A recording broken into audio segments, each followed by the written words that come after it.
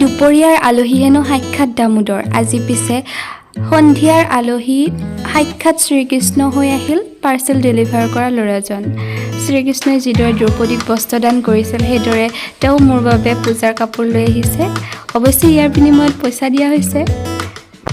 কাপোৰযোৰ মই অৰ্ডাৰ কৰিছোঁ মিছোৰ পৰা আৰু ফটোত যেনেকুৱা দেখিছিলোঁ ৰিয়েলতো মই বৰ্তমানলৈ তেনেকুৱাই দেখিছোঁ। আগতে পিন্ধি চাই কেনেকুৱা পাওঁ আপোনালোকক দেখুৱাম, ভিডিঅ'টো চাই থাকক।